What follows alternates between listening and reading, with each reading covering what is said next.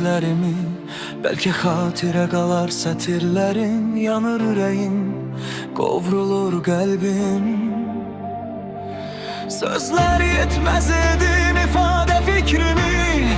Acizdir qələmim və də qəlbim.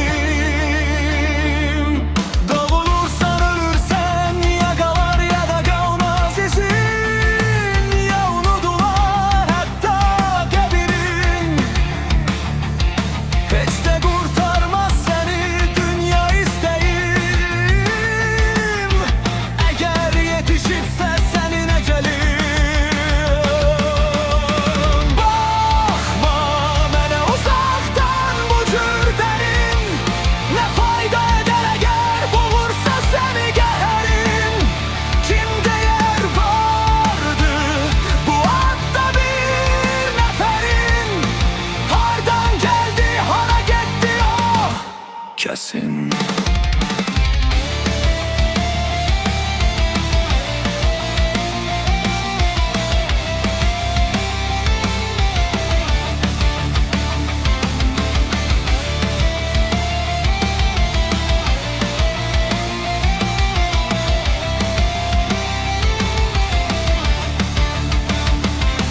Yazıram sözlərimi, bəlkə xatirə qalar sətirlərin. Yanır ürəyim, qovrulur qəlbim.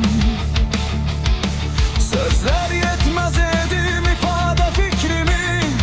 Acizdir qələmim və də qəlbim.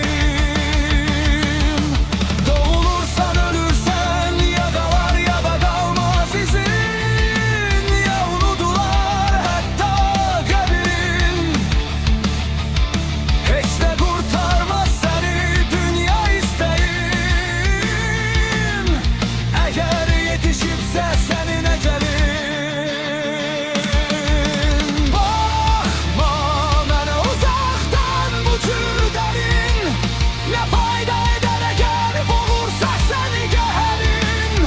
Kim deyər vardı bu adda bir nəfərin. Hardan gəldi, hara getdi o kəsin.